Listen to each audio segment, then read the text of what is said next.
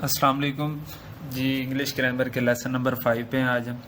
तो जो सबसे मोस्ट इम्पोर्टेंट टॉपिक है जिसे हम कहते हैं टेंसेस, तो टेंसेस के हवाले से हमने इसमें पढ़ना है। जो लेसन नंबर 5 है इसमें हम डिस्कस करेंगे कि टेंसेस क्या होते हैं। उसके बाद हम देखेंगे इनकी कौन कौन सी बेसिक टाइप्स हैं, यानी कि कौन कौन से मशहूर हमारे पास ज़माने हैं जो कि यहाँ पे हमारे पास गिवन है। और उसके बाद हम देखेंगे उनकी फर्दर टाइप्स कौन कौन सी हैं। और नेक्स्ट हम इस लेक्चर के एंड में हम देखेंगे प्रेजेंट इंडेफिनिट टेंस।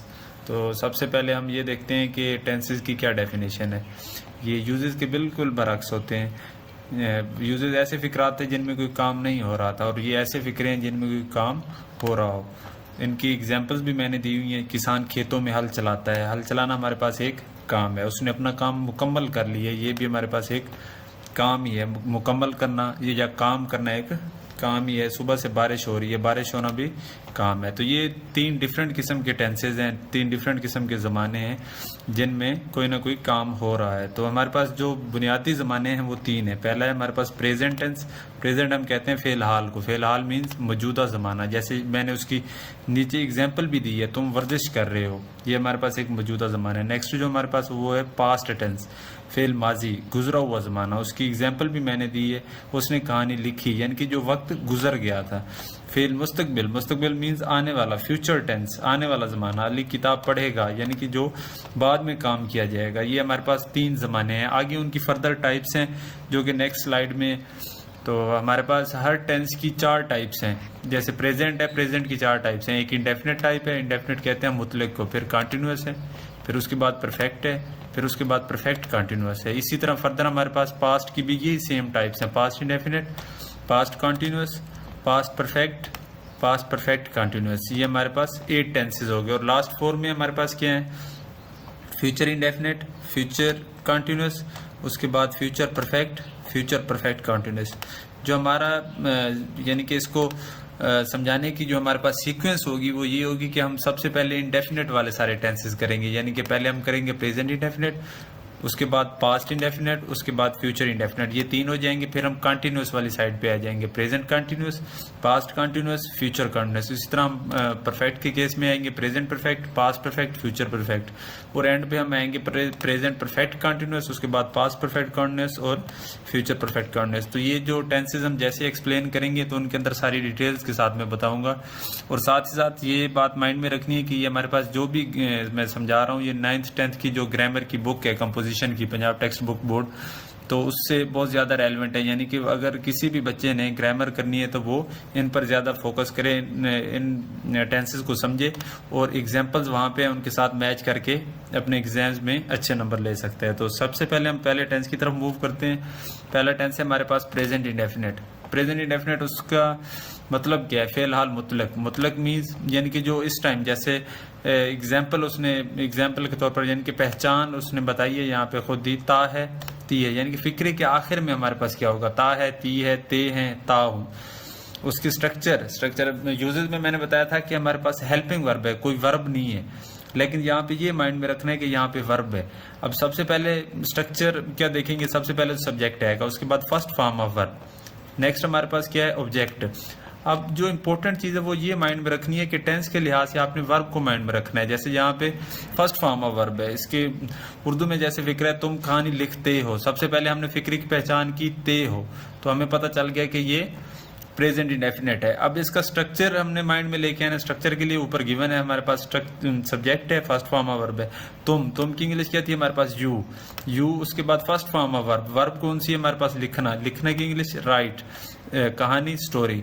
अब यहाँ पे जो मेन पॉइंट फोकस जिस पे करना है, एक तो ये है कि फर्स्ट फॉर्म ऑफ वर्ब लगानी है, और दूसरा ये है कि हमने ये जो वर्ब है, जैसे वर्ब यहाँ पे राइट है, ये जो वर्ब का इस्तेमाल हम कर रहे हैं, तो हमने ही, शी, इट या कोई सिंगुलर नेम हो तो उसमें हमने वर्ब के साथ, किसके साथ? वर्ब के साथ SEIS का इजाफा करना है। और I, we, you, they plural names, जमा नामों के साथ वर्ब के साथ SEIS का इजाफा हम नहीं करेंगे। यानी कि ये एक इंपॉर्टेंट पॉइंट है प्रेजेंट डेफिनेट टेंस में कि हमने इस चीज़ पर फोकस करना है। एक तो फर्स्ट फॉर्म ऑफ वर्ब हो, और दूसरा हमने ये देखना है कि SEIS का इजाफा कहाँ पे करेंगे और कहाँ पे नहीं करेंगे। उसकी एग्जाम्पल्स मैंने दोनों की दी हैं। जैसे यहाँ पे वो वर्जिश करता है, अकेला है, उसके लिए क्या है हमारे पास? ही आएगा। ही तो ही शी इट के साथ हम क्या करते थे, वर्ब के साथ एस का इजाफा, ही टेक्स एक्सरसाइज, तो ये हमारे पास ही टेक्स एक्सरसाइज आएगा। हम स्कूल जाते हैं, वही, अब वही के लिए हमारे पास क्या है, वर्ब के साथ एस का इजाफा नहीं करते, तो हमारे पास क्या आएगा, वी गो टू स्कूल। तो ये हमारे पास दूसरी एक एग्जाम्पल थी। अब नेक्स्ट हम चलते हैं मनफी फिक्रे। मनफी फिक्रे के लिए क्या है, हमारे पास पहचान वही होगी कि फिक्रे में हमारे पास एक तो ता है एंड में आ जाए और साथ नहीं आ जाए फिक्रे में। अब ये दो चीजें आ गई, हमें पता चल गया कि ये प्रेजेंट इंडेफिनिट का हमारे पास सेंटेंस है। तो उसको बनाने का स्ट्रक्चर क्या है, सबसे पहले सब्जेक्ट और हेल्पिंग वर्ब डज नॉट या डू नॉट, ये दो हैं। अब ये हमने देखना है कि डज नॉट किसके साथ लगना है, डू नॉट किसके साथ लगना है, और उसके बाद हमारे पास फर्स्ट फॉर्म ऑफ वर्ब, फिर ऑब्जेक्ट, फिर एक्स्ट्रा। जैसे ही शी इट और सिंगुलर नेम है, उसके साथ आएगा डज नॉट। और ये इंपॉर्टेंट बात माइंड में रखनी है कि अगर ये डज नॉट आगे हम फिर वर्ब के साथ ऐसे इसका इजाफा नहीं करेंगे। आई वो यू दे में तो वैसे भी नहीं करते, उसके लिए हमारे पास क्या है, डू नॉट, यानी कि अमजद चाय नहीं पीता है, Amjad does not take tea. अब क्या है इसमें, डज नॉट जब हमने लगा दिया तो आगे हम एस का इजाफा नहीं करेंगे, चाहे हमारे पास नेम सिंगुलर भी है तो एस का यहाँ पे इजाफा नहीं होगा। अब हम इंटेरोगेटिव सेंटेंस की तरफ आते हैं। इंटेरोगेटिव में हमारे पास क्या है, वही जो हेल्पिंग वर्ब है, जैसे डज नॉट या डू नॉट था, ये इसमें से डज या डू हमने शुरू में लेके आना है। इंटेरोगेटिव का पहले भी मैंने बताया कि उसकी हमारे पास उर्दू में पहचान क्या होगी कि शुरू में क्या होगा, क्या आ जाएगा, और एंड में हमारे पास सवालिया निशान होगा, इंटेरोगेटिव मार्क होगा यहाँ पे, जैसे यहाँ पे मेरे पास गिवन है। तो डज या डू, उसके बाद सब्जेक्ट, फिर फर्स्ट फॉर्म ऑफ वर्ब, फिर ऑब्जेक्ट, फिर एक्स्ट्रा, और फिर हमारे पास ये सवालिया निशान। तो फिक्रा हमारे पास है क्या, तुम स्कूल जाते हो, do you go to school. पहचान तो हमें होगी थी कि ये सवालिया है, तो उसके लिए हमने हेल्पिंग वर्ब शुरू में लगा दिए। अब ये भी मैंने नीचे बता दिया कि ही शी इट या वैद नाम हो, उसके साथ डज आएगा, आई वो यू दे जमा नामों के साथ डू आएगा। तो लास्ट में हमारे पास जो है सवालिया मनफी फिक्रे, सवालिया भी हो जिसमें यानी कि क्या भी आ जाए और हमारे पास मनफी नहीं भी आ जाए, और साथ ही साथ हमें ये भी पता होता है, ती है, ते हो, ये हमारे पास क्या है, ये कौन सा टेंस है, प्रेजेंट इंडेफिनिट है। अगर ये सारी चीजें हमारे पास एक ही सेंटेंस के अंदर हो तो हमें आइडिया हो जाना चाहिए कि ये हमारे पास प्रेजेंट इंडेफिनिट सवालिया मनफी फिक्र है।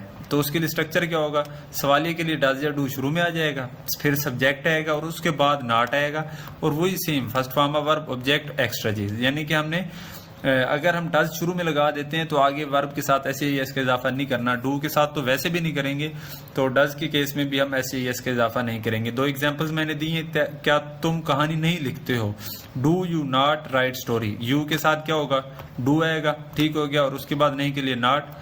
तो ये हमारे पास एक कंप्लीट एग्जांपल। क्या किसान खेतों में हल नहीं चलाता है, does farmer not plough in fields.